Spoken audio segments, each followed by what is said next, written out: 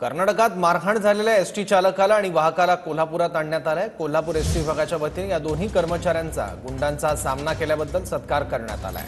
कन्नड रक्षक वेदिकेच्या कार्यकर्त्यांनी त्यांच्या तोंडाला काळं फासलं होतं। यावेळेस चालक भास्कर जाधव यांनी घडलेल्या प्रकाराची अपडेट TV9 ला सांगितली आहे। कर्नाटकमध्ये ही सगळी चित्रदुर्गमध्ये ही सगळी घटना ज्यांच्यासोबत घडली ते चालक आणि वाहक माझ्यासोबत आहेत। काय नक्की घडलं त्यावेळी विचारूयात।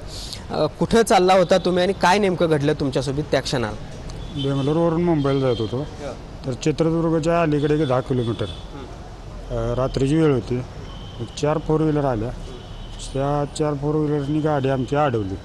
निर्जन ठिकाणाच्या अंधारात गाडी थांबवली, साईडला घ्यायला लावली। साईडला घेऊन सगळेजण उतरल्यानंतर मला पहिल्यांदा म्हणजे खाली ये, काय आलं म्हणजे मग तिने काय केलं, मला खाली ओढून घेतलं, दरवाजा ओढून घेतलं आणि मला म्हणले तुम्हाला कन्नड येते का?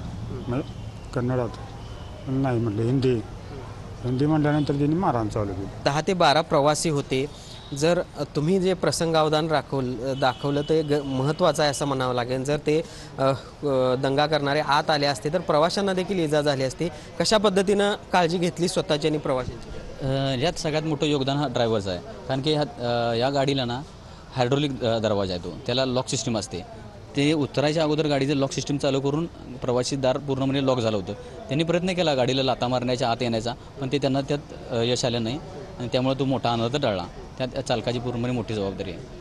या सगळ्या कर्मचाऱ्यांनी देखील अपेक्षा व्यक्त केलेली आहे की आम्ही प्रवासी सेवा देण्याचं काम करत असतो। भाषिक वाद जरी असला तर तो त्या पातळीवर मिटावा, कारण या सगळ्याचा त्रास आम्ही जो काही काम करतोय त्यांना तर होतोच, मात्र प्रवाशांना देखील याचा मोठा मनस्ताप सहन करावा लागतोय। जर्नलिस्ट सुनील काटकरचं, भूषण पाटील, TV9 मराठी, कोल्हापूर।